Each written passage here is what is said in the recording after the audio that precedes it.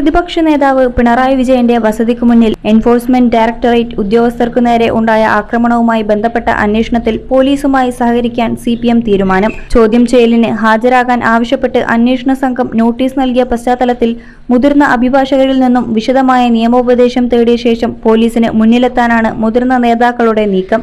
അന്വേഷണം നിയമപരമായി നേരിടാനാണ് പാർട്ടി നേതൃത്വത്തിൽ ധാരണയിലെത്തിയിരിക്കുന്നത്.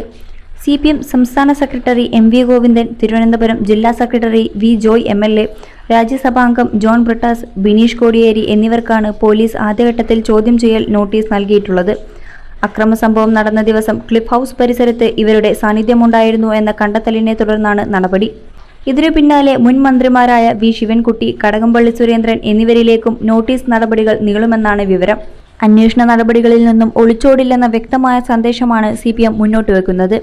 അനാവശ്യമായി വിവാദങ്ങൾ സൃഷ്ടിക്കാതെ നിയമപരമായ വഴിയിലൂടെ പോലീസിന്റെ ചോദ്യങ്ങൾക്ക് മറുപടി നൽകാനാണ് തീരുമാനം.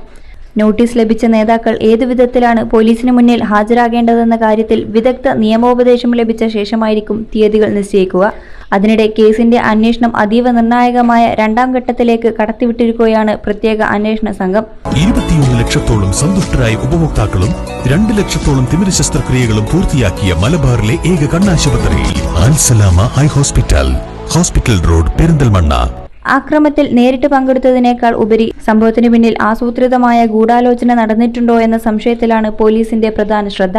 ഇതിന്റെ ഭാഗമായി ചോദ്യം ചെയ്യപ്പെടുന്ന നേതാക്കളുടെ സംഭവ ദിവസത്തെ ഫോൺ കോൾ വിവരങ്ങൾ പരിശോധിക്കാൻ പോലീസ് നീക്കം ആരംഭിച്ചിട്ടുണ്ട്. നിയമപരമായി ചോദ്യം ചെയ്യലിനായി വിളിച്ചുവരുത്തുന്ന വ്യക്തികളുടെ ഫോൺ രേഖകൾ നിരീക്ഷിക്കുന്നതിനും ശേഖരിക്കുന്നതിനും യാതൊരു തടസ്സവുമില്ലെന്നാണ് അന്വേഷണ സംഘത്തിന്റെ വിലയിരുത്തൽ.